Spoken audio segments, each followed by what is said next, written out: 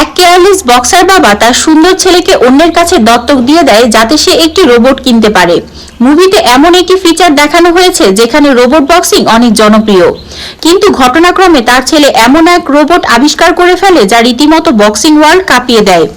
আর শেষে এমন সকল ঘটনা ঘটতে থাকে যা তোমাকে অবাক করে দেবে। এছাড়া মুভিতে যে সুন্দর ছেলেটি রয়েছে তুমি তাকে ভালোবাসতে ও তার মায়ের। বলছিলাম 2011 সালে মুক্তিপ্রাপ্ত action scifi sports movie real স্টিলের কথা। মুভিটি এক কথায় অসাধারণ, তাই ঝটপট রেডি হয়ে যাও পুরো এক্সপ্লেনেশনটি দেখার জন্য। তোমরা যারা চ্যানেলটি সাবস্ক্রাইব করে ফেলেছো তাদের অসংখ্য ধন্যবাদ, আর যারা এখনো চ্যানেলটি সাবস্ক্রাইব করনি তারা প্লিজ চ্যানেলটি সাবস্ক্রাইব করে ফেলো। তাহলে আর দেরি না করে চলুন শুরু করা যাক। মুভির শুরুতে আমরা চার্লির সাথে পরিচয় হই। চার্লি হলো একজন রিটায়ার্ড বক্সার, সেই সাথে একজন কেয়ারলেস বাবাও ছিল। সে প্রচুর ঋণের মধ্যে ছিল, কারণ সে পুরো সময়টাই রোবট নিয়ে বাজি ধরে সময় পার করে দিত। যেমন পানাদা সোলাইমান যখন তার কাছে ফোন দিয়ে টাকা চাইতো তখন সে বলতো, হিরো আলম ভাই আমি টাকা ফেরত দিয়ে দেব। তার মানে হচ্ছে সে কার কার কাছ থেকে টাকা নিয়েছে সেটাও তার এখন মনে নেই। কিন্তু এভাবে তো আর বেশি দিন চলতে পারে না, তাই তাকে যেভাবে হোক টাকা ইনকাম করতে হবে। তখন সে একটা জঘন্য বুদ্ধি করে যে সে তার রোবটকে মডেল বানিয়ে বাচ্চাদের কাছে $5 করে নেবে। বাচ্চারাও কম চালাক না, তারা $1ও দিতে রাজি হয় না এই ভাঙাচোরা রোবটের সাথে পিকচার তোলার জন্য। এরপর মুভির সিন চলে যায় এক বুল ফাইটারের আস্তানায়। সেখানে চার্লিকে দেখা যায় রিকি নামে এক লোকের সাথে বাজি ধরছে। যদি তোমার রোবট আমার সবচেয়ে শক্তিশালী রোবটের সাথে জিততে পারে তাহলে আমি তোমাকে $20,000 দেব। এমন অফার শুনে চার্লি সাথে সাথে রাজি হয়ে যায়।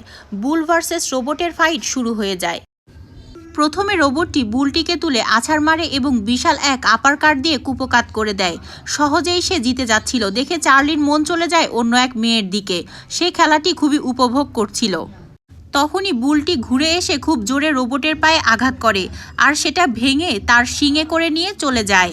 চার্লি খুব মারাত্মকভাবে চেষ্টা করতে থাকে পা ছাড়াই রোবটটি দিয়ে ফাইটটিকে জেতার জন্য, কিন্তু সে ব্যর্থ হয়। কিছুক্ষণের মধ্যে সে রোবটটি একটি ভাঙড়িতে পরিণত হয়। বাজিতে হেরে গেছে দেখে চার্লি তখনই সেখান থেকে পালিয়ে যাওয়ার চেষ্টা করে, আর তখন দুজন লোক পেছনে দৌড়াতে থাকে।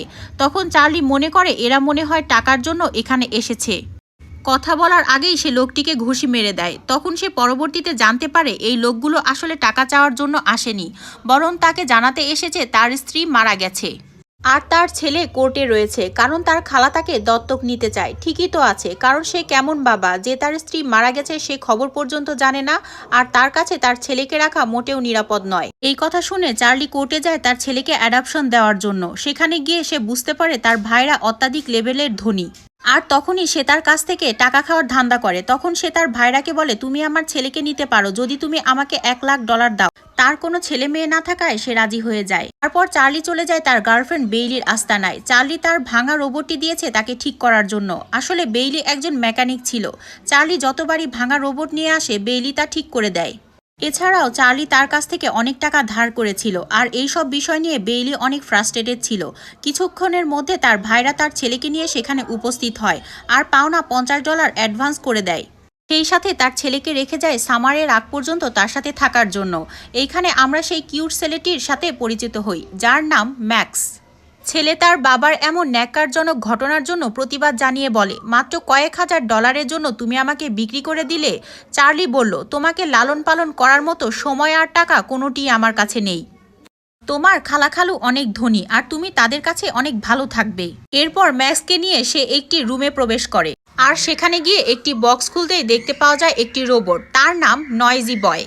ছেলেকে বিক্রি করে সে এই রোবটটি কিনেছিল, আর তার ছেলে ম্যাক্সের আবার এই রোবটের প্রতি অনেক বেশি ফ্যাসিনেশন। সে এই রোবটটি দেখে অনেক বেশি খুশি হয়ে যায়। চার্লি তখন রোবটটিকে ভয়েস কমান্ড দিয়ে টেস্ট করতে থাকে, কিন্তু রোবটটি রোবটের মতোই ঠায় দাঁড়িয়ে থাকে। এটা দেখে চার্লি অনেক রাগারাগি করতে থাকে যে তাকে ভুলভাল জিনিস দিয়েছে। তখন ম্যাক্স ভয়েস কন্ট্রোলটি নিয়ে জাপানিজ ভাষায় কমান্ড দেয়, আর ঠিক তখনই রোবটটি ঘুষাঘুষি শুরু করে দেয়। এটা দেখতে পেয়ে তার বাবা পুরাই অবাক হয়ে যায়, আরে এই ছেলে তো জিনিয়াস, সব জাপানিজ ভাষা সে শিখলো কিভাবে। ম্যাক্স তখন জানায়, আমি জাপানিজ গেম খেলতে খেলতে এইসব ভাষা শিখে ফেলেছি। তখন তারা বুঝতে পারে এই রোবটটির ডিফল্ট ল্যাঙ্গুয়েজ ছিল জাপানিজ, তাই বেইলি তার ডিফল্ট ল্যাঙ্গুয়েজ ইংলিশে কনভার্ট করে দেয়, আর তখন রোবটটি ইংলিশ কমান্ড ফলো করতে থাকে। চার্লি তখন রোবটটি নিয়ে দ্রুতই ফাইট করার জন্য বেরিয়ে পড়ে, কিন্তু তার ছেলে বলে, আমাকে না নিয়ে গেলে গাড়ির চাবি আমি নালায় ফেলে দেব। চার্লি তো কোনোভাবেই তাকে নিতে চায় না, কিন্তু আর কোনো উপায় না দেখে ছেলের ব্ল্যাকমেলের কাছে তাকে পরাজিত হয়ে যেতে হয়। এরপর তারা নয়জি বয়কে নিয়ে একটি ফাইট ক্লাবে প্রবেশ করে, আর সেখানে চার্লি তাকে বলে আমরা এখানে চ্যাম্পিয়নের সাথে ফাইট করতে চাই। তখন ম্যাক্স জানায় তুমি আগেই কেন চ্যাম্পিয়নের সাথে ফাইট করবে, আগে তুমি আন্ডার কার্ডে যারা রয়েছে তাদের সাথে ফাইট করো, এতে করে তোমার জেতার সম্ভাবনা অনেক বেশি থাকবে, হোক না অল্প আয়, কিন্তু সেটা নিশ্চিত হবে। তার ছেলের কথা তার বাবার কানে যায় না, কারণ তার এই $100-200 কোনো কিছুই হবে না। তাই সে সিদ্ধান্ত নিয়ে ফেলে চ্যাম্পিয়নের সাথে ফাইট করে $20,000 জিতবে। অবশেষে এই ফাইট ক্লাবের চ্যাম্পিয়ন মাইটারের সাথে তাদের ফাইট শুরু হয়ে যায়। প্রথম দিকে চার্লির রোবট নয়জি বয় খুব মারধর করে, সবকিছু ঠিকঠাক মতোই চলছিল। চার্লি ওভার কনফিডেন্টের কারণে কিছুক্ষণ পর থেকে তার রোবট পাল্টা মার খেতে শুরু করে।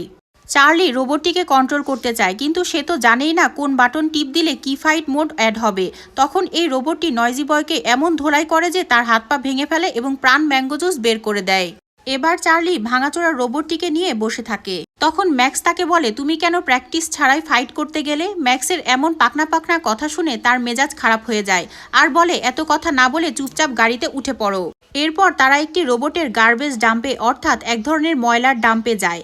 সেখানে তারা পুরাতন রোবটের পার্টস ও পুরাতন লোহা লক্কর খুঁজতে থাকে। যদি তারা সেখান থেকে ফ্রিতে কোনো একটি পার্টস পায় তাহলে তারা আবার রোবটটিকে কাজে লাগাতে পারবে। এসব খুঁজতে খুঁজতে ম্যাক্স একটি খাদের কিনারায় এসে পড়ে, আর তখন তার বাবা তাকে সাবধান করার আগেই ম্যাক্স উল্টে গিয়ে নিচের দিকে পড়ে যায়। একদম গর্তে পড়ার আগ মুহূর্তে ম্যাক্স লোহার একটি বস্তুর সাথে আঘাত পায় আর ঝুলতে থাকে। ম্যাক্স তার বাবাকে ডাকতে থাকে, আর চার্লি সেখানে উপস্থিত হয় তাকে রেস্কিউ করার জন্য। এই ফাঁকে বাবা ছেলের মধ্যে একটি কোলাকুলিও হয়ে যায়। তখন ম্যাক্স একটি রোবটের মাথা আবিষ্কার করে যেটা মাটিতে পোতা ছিল। এই রোবটটি তার প্রাণ বাঁচিয়েছে দেখে সে রোবটটিকে নিতে চায়, কিন্তু তার বাবা ভাঙড়ি মাল বলে সেটা নিতে চায় না। তখন চার্লি বলে তুমি যদি এই রোবটটি নিতে চাও তাহলে নিজেই বের করে নিয়ে আসো। তখন ম্যাক্স সারা রাত ধরে সেটি খুঁড়তে থাকে আর সকালবেলা নিয়ে আসে তার বাবার কাছে। তারপর তারা চলে যায় বেইলির আস্তানায়, কিন্তু বেইলি তো খুব রাগ, কেন এই জাপানিজ রোবটটিকে ভেঙে চুরে নিয়ে এসেছে। তখন সেই ভাঙড়ি রোবটটিকে দেয় ঠিক করার জন্য। তখন বেইলি সেটা দেখে বলে এটি একটি পুরাতন মডেলের একটি রোবট। পরে এই রোবটটিকে দুটো গুঁতা দিতেই রোবটটি চালু হয়ে যায়। মজার ব্যাপার হচ্ছে এই রোবটটি সামনে থাকা মানুষকে স্ক্যান করে ঠিক তার মতো মুভমেন্ট করতে পারত, যাকে বলে শ্যাডো ফাংশনাল রোবট। যা দেখে বেইলি বলে এই যুগে এমন ম্যানুয়াল রোবট সত্যি অনেক রেয়ার। ম্যাক্স যেরকম করে রোবটটিও তাকে ফলো করে।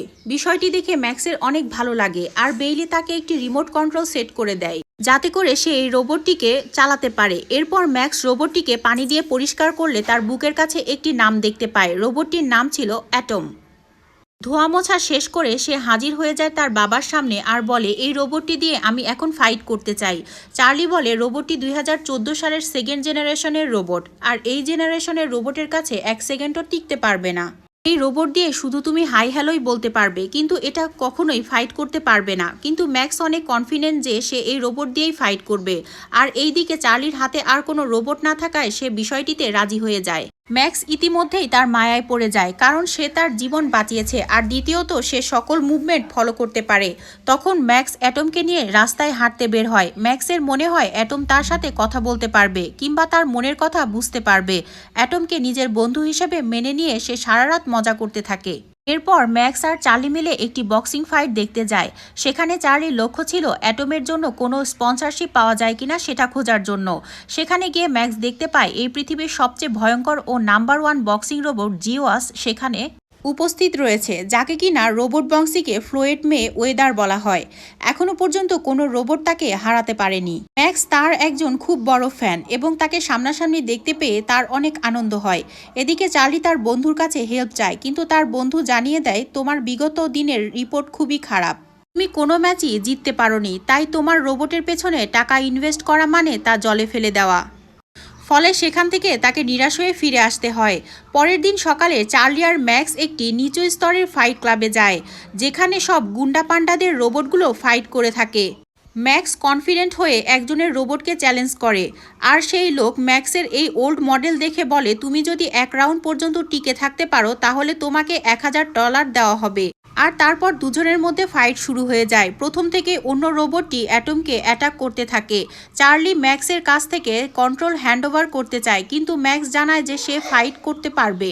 এক পর্যায়ে প্রতিপক্ষ রোবটটি অ্যাটমকে এমন এক পাঞ্চ মারে তাতে অ্যাটম মাটিতে পড়ে বন্ধ হয়ে যায়। প্রথম রাউন্ড শেষ হতে মাত্র 30 সেকেন্ড বাকি। ঠিক তখনই বাংলা সিনেমার মতো ম্যাক্স তার কানের কাছে কিছু একটা বলতে অ্যাটম জেগে যায়। আর প্রথম রাউন্ডে তারা সার্ভাইভ করে ফেলে। এরপর তারা $1000 জিতে যায়। প্রতিপক্ষ রেগে গিয়ে বলে, তুমি যদি পুরো ম্যাচ হারাতে পারো তাহলে আমি তোমাকে ডাবল টাকা দেব। আর এটা শোনার পর ম্যাক্স সাথে সাথেই রাজি হয়ে যায়। এরপর তার বাবার কথা শুনে ফাইট টেকনিক পাল্টে ফেলে। এর ফলে অ্যাটম আবার সুপার আপার কার্ডের মাধ্যমে প্রতিপক্ষ রোবটটিকে নকআউট করে দেয় আর তারা জিতে যায়। এরপর সেখান থেকে এক লোক চার্লিকে অফার করে একটি ফাইটের জন্য, আর সেখানে যদি সে জিততে পারে তাহলে তাকে $4000 দেওয়া হবে। চার্লি শুরুতেই রাজি হয়ে যায়। এই রাতে ম্যাক্স কাটিয়ে দেয় তার রোবটটিকে আপগ্রেড করার জন্য। সকালে আমরা দেখতে পাই ম্যাক্স রোবটটির সাথে ডান্স করছে। তার ডান্স মুভগুলো তার বাবা চার্লি ফলো করছে। এখানে তাদের নাচের দৃশ্যটি সত্যি অনেক চমৎকার ছিল। এরপর চার্লি ম্যাক্সকে বলে, যখন ফাইট শুরু হবে তখন তোমার ডান্স স্টেপগুলো সিগনেচার ব্র্যান্ড হতে পারে।